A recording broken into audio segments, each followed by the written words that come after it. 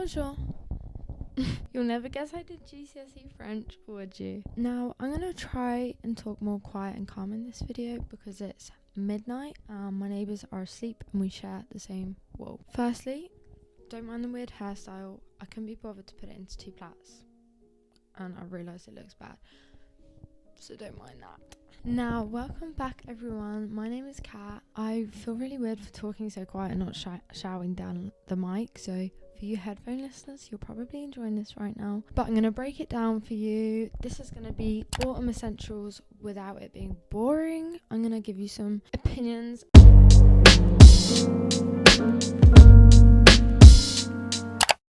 Now, the first thing is avoid similar items. Now, this is hard, especially when you're out thrifting and you see something quite similar to what you have already and you're just naturally drawn to it because you already own something that looks quite similar to that. Also, try to avoid buying two of the same items, which I have done and I still do, unless I know like it's a complete wardrobe staple and like if you spill red wine down it, then you've got backup. And let's be real, it's winter season and I've already had a glass of wine or two or three. I'm joking.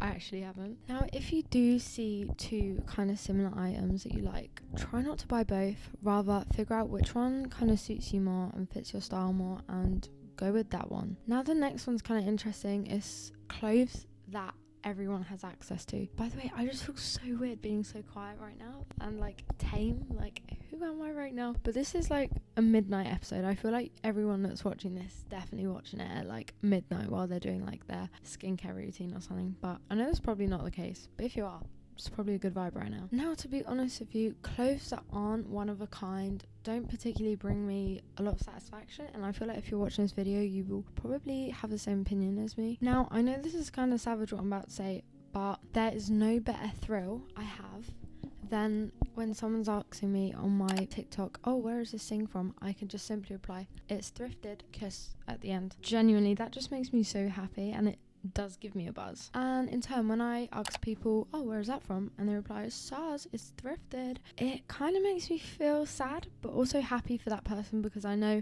if I had that one thing, one of a kind thing that I'm never going to be able to find again, I'd be happy if I was them. Happy is to be happy. Now, the next one is colourful things and avoiding like majorly colourful things, and you might feel like I'm being kind of mean here, okay, but I'm not trying to be mean, but hear me out. I feel like people that wear a lot of colour or have like multicolored things or whatever, they are the people that probably get bored of their wardrobe the quickest, which means it's worse for the environment. I guess that's always there, to be honest with you, but like, you don't want to be known as that person. Do you know what I mean?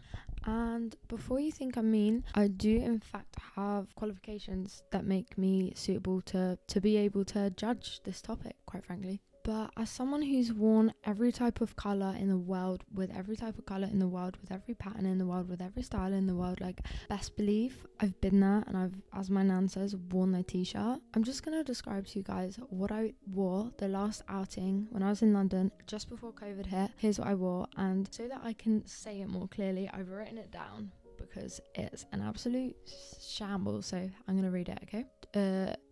Okay. Let's start bottom to top, okay? Doc Martens, one yellow shoelace tied around my ankle, and the other one bright green shoelace also tied around my ankle from the shoe. Bright red clown trousers that were 10 sizes too big. A roadman looking belt that I used to tie around my leg. A long sleeve bright yellow top under a bright green vest top. Above, a bright purple and blue vintage shell jacket. I'm gonna leave this one here, okay? I was thinking of putting the photo in to describe this instead of describing this outfit, but quite frankly that is just too embarrassing to be put on the internet, and I'm not going to put that on the internet until I'm making money from it. Now, the next one, vintage shoes, bags and belts. And to be fair, you got to be careful with any vintage item you buy. I feel like if you are an avid thrifter, you will know this all too well, but for those of you who don't, I'm going to explain. Now, you find a beautiful piece, okay, a beautiful one-of-a-kind piece, then you start wearing it, and then because it hasn't been like moved or bent over time, it's been sat there for years, or to be honest, like sometimes even centuries, the seals are gonna just break because they won't be flexible. Do you get me? And I guess that's just something that happens with time, and sometimes something can quite literally disintegrate, and I think dry rot is the phrase that you use for this. So sometimes people buy t-shirts and stuff off vintage sellers. I only know this because of my brother, but people bought stuff. Sometimes people buy like a vintage t-shirt, and the next thing you know, the t-shirt's crumbling off. It's this, like, you see on my shirt I have like writing on it. This stuff just crumbles and disintegrates. But what's a good idea if you do ever find a dry rot shirt, especially, or something that you love? Well, yeah, I guess only a shirt. My brother puts dry rot shirts in posters. He gets, actually, I'm not gonna give you the trade secrets, but he puts them into frames, so at like thrift events and stuff, people can like look through them, and it's like a good present to get someone. But it just gives dry rot a second chance, and he says like, don't take them out of the frame because they'll die. It's like, if they're in the frame there, they'll be alive, I guess, for a bit longer. Now the next one, something that you've never thought about twice before. And now I feel like this one is kind of self-explanatory, but especially when we see like influencers wearing all of the same brands and stuff like that, it's kind of it just gets in your head, and especially when the brand are putting a lot of money, and you can always tell the brands that are like, okay, this brand is doing it right now. There's one in particular right now which I feel like, well, there's two actually, that have like massively like pushing, and you can just tell. And today I saw a girl wearing these pair of shoes. I love the brand and I love these shoes, don't get me wrong, but I never thought about buying these shoes in my life until I saw her wearing these shoes today. Like, if you didn't want it 2 days ago and all of a sudden you like would die for it now, there is something wrong about that. So just take a step back, there's no rush, and just actually think about if you want it or not. And I mean, the obvious thing is that it's not gonna last in your wardrobe. You probably don't like it enough. Now the next one, something that doesn't fit you perfectly. And by perfectly, I mean what's perfectly in your right, rather than like being stereotypical with it. Like, I got a dress recently for a wedding, and old cat would have loved it. By the way, yeah, wedding, I'm literally going to a million weddings this year. Flex. And old cat would have kept this dress and loved it. Well, not loved it, but she would have kept it because it ticked enough boxes. But after trying it on the next day again in a less red wine induced state, which by the way I only had like one glass, and by like one glass I mean actually less than one glass, but I'm a